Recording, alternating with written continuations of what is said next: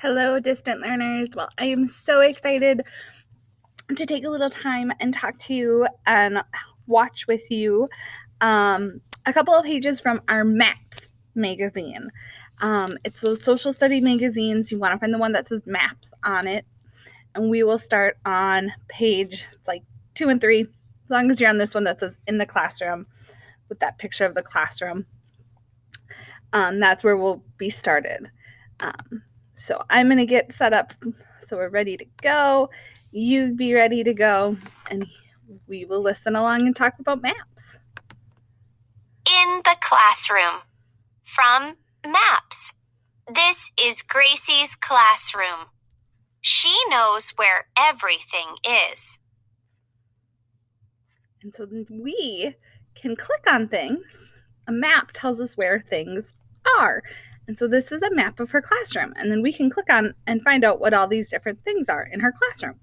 So like up here, a clock is over the table and chairs. Under the clock is a poster. To the left are tables and chairs. The children in front of the teacher. To the right is the block area. Behind the block area is the art center. And we use these words, behind, right, left, under, over, around, things like that, when we're describing where we're going or when we're using a map. Let's go ahead and go to the next page. MAPS. From MAPS.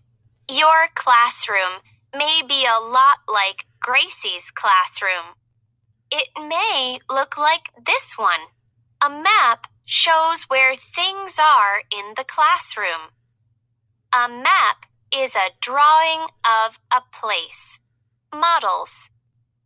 This is a model of the classroom. A model is a copy of something. How do you know this is a model of the classroom? So one way we know that this is a model of the classroom versus just a picture, a map of the classroom, is that models usually are what we call 3D, which means that we can see more of the dimension or more of the sides and the tops and the bottoms of objects, whereas maps or pictures of maps or things like that are usually flat, and we don't see a lot of the different like spaces and textures and sides and things like that on maps. So that's how we know that this is a model. And so then this is a picture of a map of a classroom. They're both models, and maps are really helpful, especially when you're talking about directions or places or where places are. Maps are usually easier for us to carry around and to have if we're trying to figure out where to go, because with a model, you don't want to be carrying around a big bulky model if you're like hiking through the woods trying to figure out where to go. So, well, we are going to stop there. We'll do this page next week. You are going to now draw a map of the classroom or the playground. You get to choose. Try and think of what things you might include and what is in our room and where stuff is and how things are set up if you do the classroom or out on the playground.